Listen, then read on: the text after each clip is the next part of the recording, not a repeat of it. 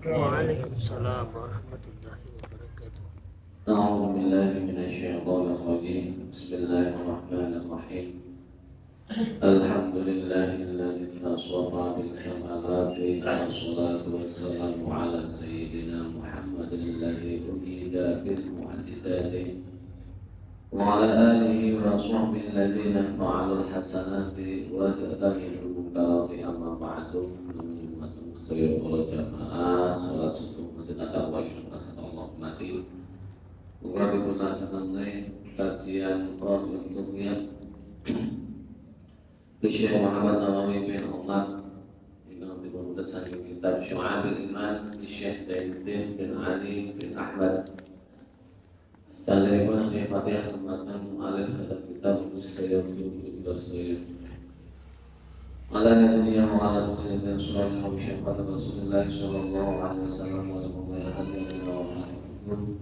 بين حقائق من أخذ السلام السعادة ومن خصوصا وأخذ من الشيخ محمد نواوي بن عمر والشيخ زينالدين بن علي بن أحمد وجميع شيخنا ومعلمنا ومن محمد علينا شيء لله رب الفاتحة أعوذ بالله من الشيطان الرجيم بسم الله الرحمن الرحيم الحمد لله رب العالمين الرحمن الرحيم مالك يوم الدين إياك نعبد وإياك نستعين اهدنا الصراط المستقيم صراط الذين أنعمت عليهم غير المغضوب عليهم ولا الضالين آمين الحمد لله الذي قد صير إيمان شخص لا شعاع فتدمر هذه قيود من كتاب المرشدين من قال بعد صلاتنا ونسلم لمحمد وآله وصحابته ما دار شمس في السماء وأنجم إيماننا بدعا وعين شعبة يستقبلنها فضله يعظم آمين بربك والملائك والكتب والأنبياء وبيوم يفنى العالم والبعث والقدر الجليل وجمعنا في محشر فيه الخلائق تنشر وبأن مرجع مسلم لجنانه وبأن مرجع كافر لجهنم واحكم إلهك خف أليم عقابه ولرحمة ارجو توكلا يا مسلم واحكم نبيك ثم علم قدره وابخل بدينك ما يرى بك ماثم واطلب لعلم ثم لقنه الورى عظم كلام الرب واهل تصم وتنتم بيت واحبب نبيك ثم عظم قدره وابخل بدينك ما يرى بك مأثم. Cintailah nabimu, kemudian agungkanlah derajatnya, dan pelitlah kamu dengan agamamu. Apa yang kau lihat dari dosa-dosa? Dipungajarkan wonten teng cabang iman nomor 16. Wa syu'batu sadisata asyrata al-bukhlu bidinil islami kayakuna al-qatlu wal idkhalu fil nari ahabbu ilaihi min ad-dukhuli fil kufri. Bilih cabang iman ingkang nomor 16 nggih punika pelit, bahasanipun pelit. Dados ampun pelit itu malah sae. Pelit lawan agama Islam. Jadi agama Islam kencang untuk diri kita dan untuk keluarga kita, tidak sembarang kita berikan kepada orang lain, tidak sembarang kita tukar dengan yang lain. Jadi benar-benar kita pegang betul-betul atau sebenarnya. Jadi benar-benar memegang agama Islam seperti halnya orang itu memegang hartanya dengan sekencang mungkin. Malah kemudian diartikan dengan bukhul, utawi pelit.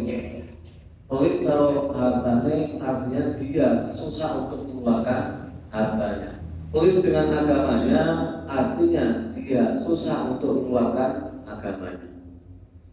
Maka digambarkan tinggi orang yang mempunyai iman, dia lebih baik perang, lebih baik masuk ke dalam neraka daripada dia masuk pada kekufuran. Karena apa? Karena dia tahu bahwa agamanya lebih penting dan lebih mulia dari segala-galanya, bahkan sampai di anak-anaknya dan harta-hartanya. Atau sebelum jadi merasa dan meyakini orang beriman agamanya jauh lebih penting dari segala-galanya. Karena agama itulah yang akan menuntut kita dari keselamatan dari dunia sampai di akhirat. Wonten setunggalipun cerita teng kitab Qomituh yang menika hukia anna Umar bin Abdul Aziz fi waqti khilafatihi arsala jama'atan ila bi ajli ghazwi fanhazamu wa usirru 20 syakhsan minhum ila akhirih. Diceritakan kalau rumiyin utalipun Khalifah Umar bin Abdul Aziz, seorang khalifah yang diceritakan termasuk khalifah yang adil. Saat itu Islam termasuk tersebar yang luar biasa. Pada zamanipun Khalifah Umar bin Abdul Aziz mengutus sekelompok tentara untuk memerangi Romawi. Sekelompok tentara diutus satu batalion atau mungkin lebih dari batalion untuk berperang dengan negara Romawi. Lantas kemudian ternyata saat itu dari tentaranya Umar bin Abdul Aziz kalah dan ditangkaplah 20 orang dari tentaranya Umar bin Abdul Aziz. Kemudian Raja Romawi mengadakan sebuah diplomasi dengan 20 orang yang tertangkap atau tertahan di Romawi tersebut. Dipanggillah satu-satu. Mulai dari yang pertama dipanggil. Kemudian setelah dipanggil dipisah dengan kelompok yang lain yang 19, dia ditanya dengan beberapa pertanyaan. Pertanyaan yang paling penting yang diajukan oleh Raja Romawi adalah, apabila kamu mau masuk ke dalam agamaku dan kamu mau menyembah berhala, maka akan aku jadikan kamu sebagai pemimpin satu daerah. Katakanlah di sini bupati. Kamu akan aku jadikan sebuah pemimpin dalam satu daerah. Dan kemudian aku berikan berbagai macam harta, dari perhiasan, pakaian, dan lain sebagainya. Saat itu dikatakan seperti gelas dari emas, kemudian ada trompet dari emas. Nah, ini sebuah satu perhiasan yang saat itu dianggap luar biasa. Kemudian seandainya kamu tidak mau masuk ke dalam agamaku, kata Raja Romawi, maka akan aku bunuh dan aku penggal leher kamu. Akhirnya satu orang itu mengatakan, la abi'u ad-dina fid dunya. Saya tidak akan menjual agamaku dengan dunia. Ditukar dengan apapun, tetap saya agamaku adalah Islam dan iman terhadap Allah Subhanahu wa Ta'ala. Nah, kemudian Raja Romawi memerintahkan kepada Al-Burju untuk membunuhnya dan memenggal kepalanya. Setelah itu dipukul, dibunuh, dan dipenggal kepalanya. Tetapi ada satu kejadian yang aneh. Ketika kepala dipenggal dalam satu di lapangan, kepala itu berputar mengelilingi lapangan 3 kali. Jadi terbang, mabur. Setelah terbang 3 kali, dan membacakan satu ayat. Ya ayyatuhan nafsul mutmainnah irji'i ila rabbiki radiyatan mardiyah fadkhuli fi ibadi wadkhuli jannati. Ayat menika dipun bacakan kepalanya sampun dipun penggal niki. Dadi dipenggal kepalanya tapi lisannya saged membaca. Satu hal yang luar biasa. Wahai jiwa-jiwa yang tenang, kembalilah kamu kepada Tuhanmu dalam keadaan ridho dan diridhoi. Masuklah kamu tergolong hamba-hambaku yang akan masuk surga. Ini kepalanya pun muter 3 kali sambil membaca ayat menika. Ya ayyatuhan nafsul mutmainnah irji'i ila rabbiki radiyatan mardiyah fadkhuli fi ibadi. Lah, bertos enten kepala wis dipenggal kepalane saged membaca ngoten niki. Niki nambah sewot, nambah bentuk rasa Romawi. Nambah bongkok. Wis dipukul kok iso ngomong. Akhirnya panggillah yang kedua. Urutan yang kedua dipanggil lagi dengan pertanyaan yang sama. Pertanyaannya pun, gelem orang mlebu ning agamaku. Nek gelem mlebu ning agamaku lan nyembah berhala akan aku berikan berbagai macam harta. Bahkan satu daerah saya berikan kesempatan untuk menjadi pemimpin, bupati. Jawabannya apa? Sami. Kados dene yang pertama. La abi udina bidunya. Saya tidak akan menjual agamaku dengan dunia. Walaupun kamu punya kekuasaan untuk bisa memotong leherku, tetapi kamu tidak punya kekuasaan untuk memotong imanku. Lagi kata yang kedua lebih tegas lagi. Akhirnya pun Raja Romawi langsung memerintahkan untuk memotong orang yang kedua tersebut. Sausnya dipotong, sami kasusnya ternyata kepala yang terpotong berputar lagi 3 kali mengelilingi lapangan sambil membacakan ayat wa huwa fi 'isyatir radiyah fi jannatin 'aliyah qutufuha daniyah. Kepala yang sampun dipun potong karena dia berpegang teguh dengan agamanya itu saged ngucap ayat Al-Qur'an. Bahwa fi aisyatir radiyah fi jannatin 'aliyah qutufuha daniyah.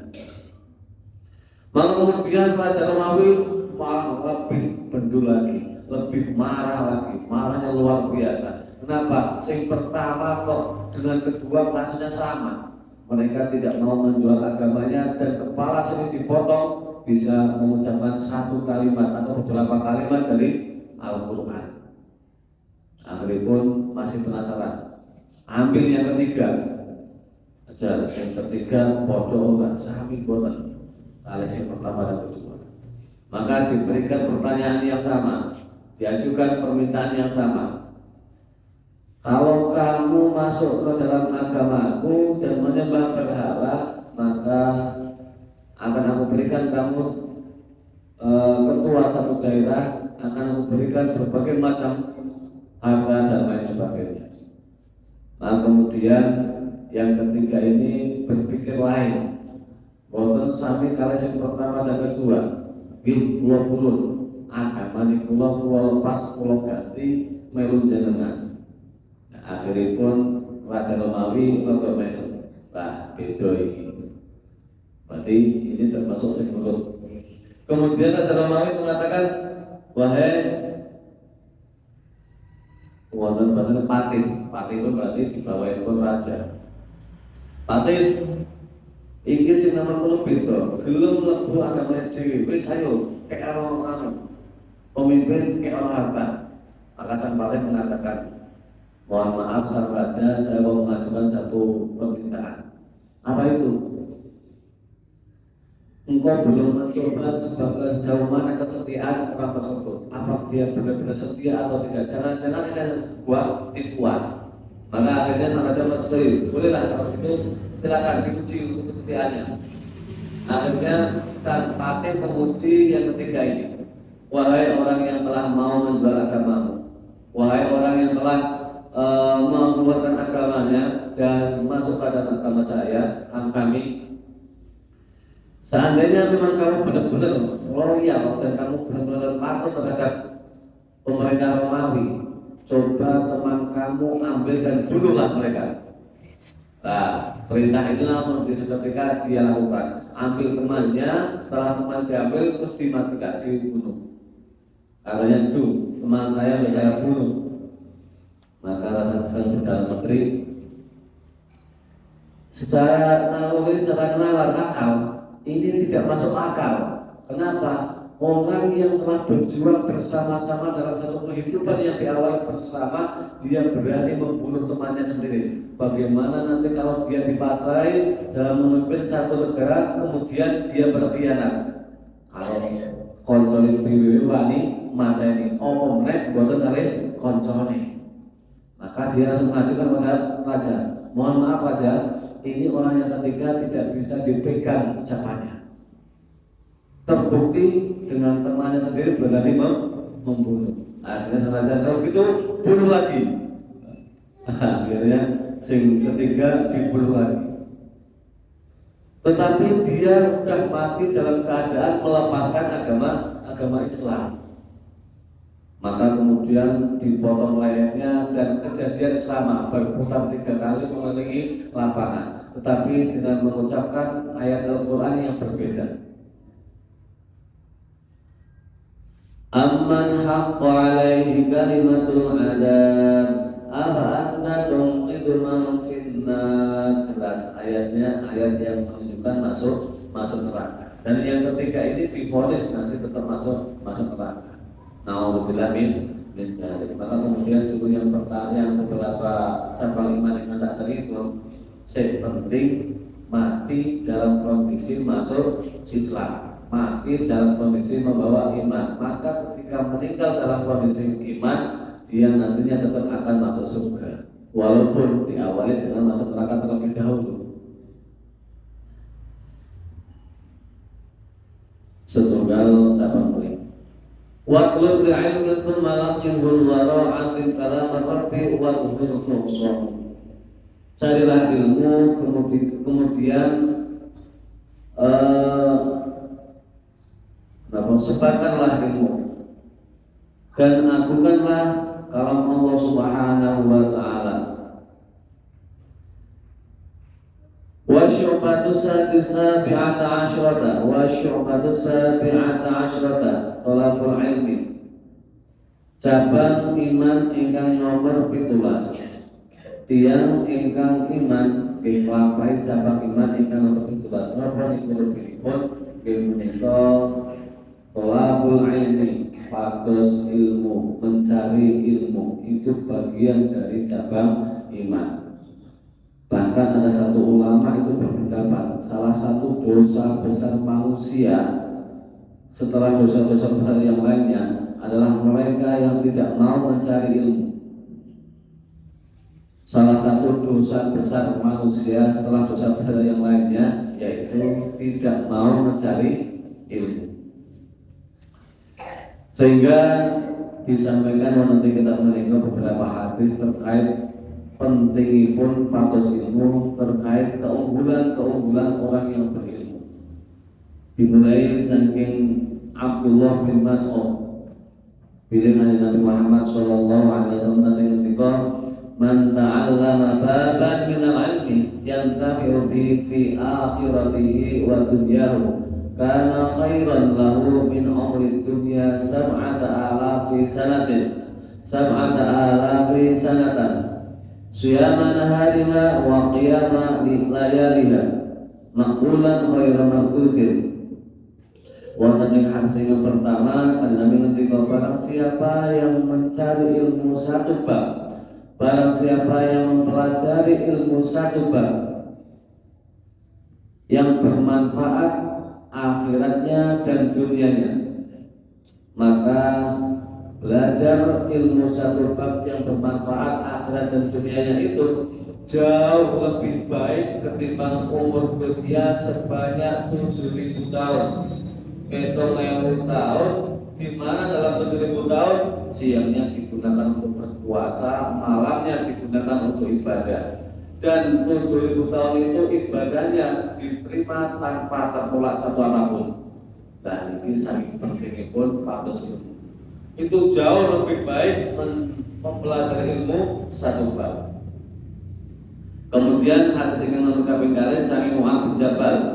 Kanjeng Nabi nanti ta'allamul ilma wa in ta'allamahu lillahi hasanatun wa dirasaluhu tasbihun wal bahthu anhu jihadun wa talabu ibadatun wa ta'limuhu sadaqatun wa badluhu li ahlihi qurbatun wal faqru fil ilmi ya'tilu siyama wa mudzakaratuhu ta'tilu qiyamah. Carilah ilmu, belajarlah ilmu, maka sesungguhnya ketika mempelajari ilmu karena Allah Ta'ala itu merupakan sebuah kebaikan, di mana terus itu mengulas, membaca dan membaca. Itu satu bacaan tasbih. Selama dia membaca ilmu itu, maka tasbih senantiasa mengalir terus. Membahas ilmu, mengkaji, membahas itu bagian dari jihad. Mencari ilmu adalah ibadah. Mengajarkan ilmu adalah sedekah. Kemudian menyerahkan ilmu, memberikan ilmu kepada ahli ilmu adalah sebuah pendekatan diri kepada Allah Subhanahu wa Ta'ala. Berpikir menggunakan ilmu itu membandingi dengan berpuasa. Mudzakarah ilmu, mudzakarah itu mengingatnya, membahasnya dan berpikir tentang masalah ilmu. Berarti ngangen-ngangen mudzakarah, mengangen-angen, berpikir, mengolah antara otak dengan hati. Dikelola, itu membandingi ibadah dalam malamnya. Iki saking pentingipun ilmu. Maka kalau nanti dipengertikan untuk guru kula wis torikohmu kuwi torikohe ta'alum wae. Apa itu torikoh? Yaitu cara pendekatan kita untuk mendekati kepada Allah Subhanahu wa Ta'ala. Torikoh katakan wis torikoh ilmu, golek ilmu, belajar ilmu, sampaikan. Itu dalam torikoh. Di sisi lain juga disampaikan hadis utlubul ilma walau bainaka wa bainahu bahrun minan nari. Carilah ilmu sekalipun antara kamu dengan ilmu itu ada lautan api. Walaupun dihalang-halangi lautan api, tetap wajib untuk mencari ilmu. Bahkan ditegaskan utlubul ilma minal mahdi ilal lahdi. Carilah ilmu dari masa digendongan, masa kecil sampai ke liang lahat. Kalau dipikir-pikir di liang lahat sudah meninggal, masih ditutup untuk mencari ilmu. Maka ini ada satu ulama yang mengkaitkan bagaimana ketika seorang telah meninggal di liang lahat diadakan tingkah naminipun talqin. Sinten ngerti ya saiki awakmu wis ngalih saka alam dunya ning alam kubur. Sak mangke badhe ana makhluk loro kang bakal nyukup sampeyan, yaitu malaikat mungkar lan malaikat nakir. Ngerti ya yen malaikat mungkar nakir takon marang awakmu sapa pengiran lan sak piturute. Padahal sampeyan meninggal. Ini diambil dari minal mahdi ilal lahdi. Carilah ilmu dari masa digeongan sampai di liang lahat. Di liang lahat meninggal ditutup mencari ilmu. Kenapa? Saking pentingnya ilmu.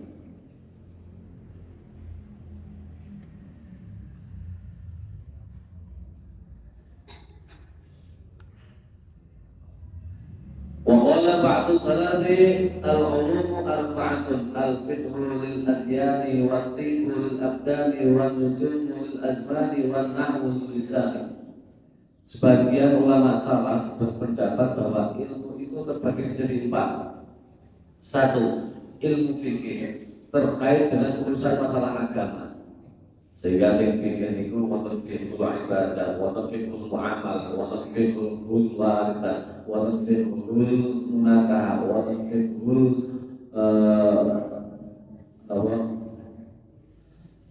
fikih terkait dengan sebuah hukum pidana. Sing akhirnya fikih itu fikih ibadah membahas terkait dengan bagaimana tata cara atau hukumnya ibadah mulai dari sholat, puasa, zakat, haji. Kemudian masuk di fikih muamalah. Apa itu fikih muamalah? Yaitu fikih terkait dengan bagaimana kita bertransaksi dengan satu sama lain, jual beli, simpan pinjam, sewa menyewa, kemudian kerjasama dalam sebuah perdagangan dan lain sebagainya terkait dengan keduniaan. Kemudian masuk ada fikih warisan, yaitu harta waris. Masuk lagi fikih munakahat, fikih terkait dengan sebuah pernikahan. Kemudian fikih terkait dengan hukum pidana, dan terakhir fikih terkait dengan sebuah kebebasan hidup atau memerdekakan diri. Satu fikih terkait dengan agama. Yang kedua yaitu ilmu kesehatan, yaitu untuk badan. Ilmu kedokteran untuk badan. Yang ketiga ilmu perbintangan untuk terkait dengan masa atau zaman atau penanggalan. Yang keempat ilmu terkait dengan nahwu, yaitu ilmu bahasa. 4 ilmu ini yang dikelompokkan oleh sebagian ulama salaf. Seperti ini.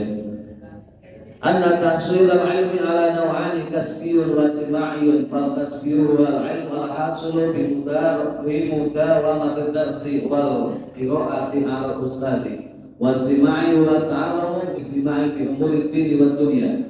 Nah, akhiripun bahwa ilmu akan dihasilkan dengan 2 metode, 2 cara. Yang pertama namanya ilmu kasbi.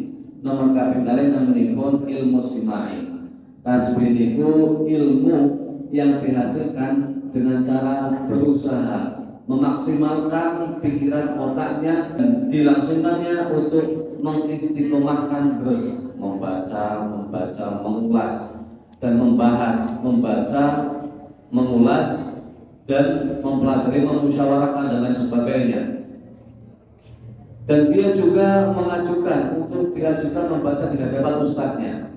Selain dia membacakan di hadapan ustadznya, mendengarkan keterangannya, kemudian dia mengulas di belakangnya dan berusaha dengan sekuat tenaga, pikiran dan tenaganya digunakan untuk mempelajari ilmu. Itu adalah ilmu kasbi.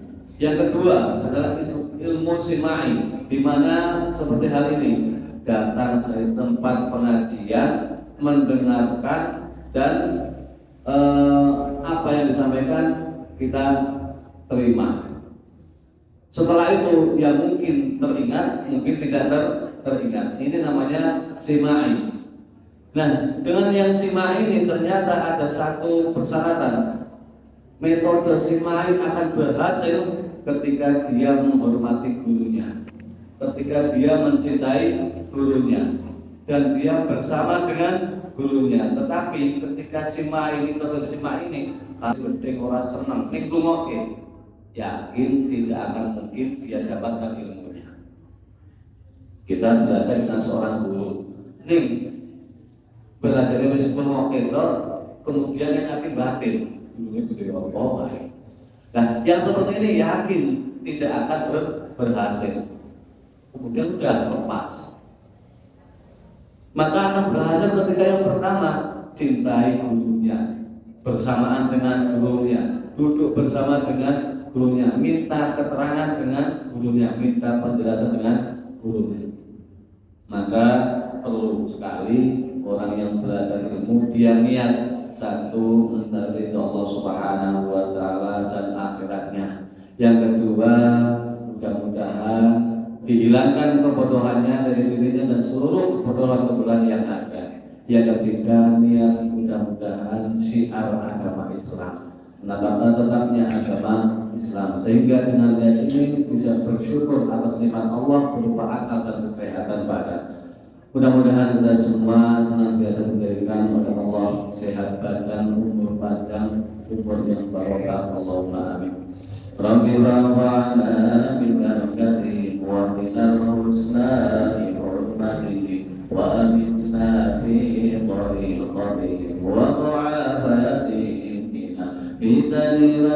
وانفعنا ببركته وبنا الحسنى بحرمته وأمتنا في طريقته ومعافاته من الفتن رب فانفعنا ببركته وبنا الحسنى بحرمته وأمتنا في طريقته ومعافاته من الفتن. أعوذ بالله من الشيطان الرجيم. بسم الله الرحمن الرحيم. الحمد لله رب العالمين حمدا شاكرا حمدا ناعما حمدا يرضي عما مزيدا. يا ربنا لك الحمد كما ينبغي لجلال وجهك الكريم وعظيم سلطانك. اللهم صل وسلم وبارك على سيدنا محمد الدائما برحمة الله عدد من في علم الله صلاة وسلام دائمين بالدوام بالله وعلى آله وأصحابه. اللهم تقبل صلاتنا وصيامنا وركوعنا وسجودنا وتضرعنا وخشوعنا يا الله. اللهم اعنا على ذكرك وشكرك وحسن عبادتك. اللهم انا ظلمنا انفسنا ظلما كثيرا كبيرا ولا يغفر الذنوب الا انت فاغفر لنا مغفرة منك وارحمنا انك انت الغفور الرحيم. اللهم صل على المنافع مثلا وعمل تقبل ورزق واسع والى الخير قبلنا وعن الشر فاعنا يا الله. اللهم انا نعوذ بك من علم لا ينفع وقلب لا نخشى وعمل لا ينفع وطاعة لا يسمع. اللهم اغفر لنا ذنوبنا وذنوب ابائنا وامهاتنا واجدادنا وجداتنا وشيوخنا ومعلمتنا ومن وحق علينا والمذريتهم انك على كل شيء قدير بالاجابه لك. ربنا لا تزغ قلوبنا بعد إذ هديتنا وهب لنا من لدنك رحمة إنك أنت الوهاب. ربنا لا تؤاخذنا إن نسينا وأخطأنا. ربنا ولا تحمل علينا إصرا كما حملته على الذين من قبلنا. ربنا ولا تحملنا ما لا طاقة لنا به واعف عنا واغفر لنا وارحمنا أنت مولانا وانصرنا على القوم الكافرين برحمتك يا أرحم الراحمين. ربنا هب لنا من أزواجنا وذريتنا قرة أعين واجعلنا للمتقين إماما. اللهم اجعل أولادنا وذريتنا من أهل العلم والخير وأهل القرآن ولا تجعلنا وإياهم من أهل الجهل والشر والضير. اللهم طول عمرهم وصحح جسدهم وحسن خلقهم وأحسن صوتهم وأحسن لسانهم لقراءة القرآن والحديث بمثل سيدنا محمد صلى الله عليه وسلم. ربنا ما خلقت هذا باطلا سبحانك فقنا عذاب النار. ربنا آتنا في الدنيا حسنة وفي الآخرة حسنة وقنا عذاب النار. صلى الله على سيدنا محمد النبي الأمي وعلى آله وأصحابه وبارك وسلم. سبحان ربك رب العزة عما يصفون وسلام على المرسلين والحمد لله رب العالمين. بسر سورة الفاتحة.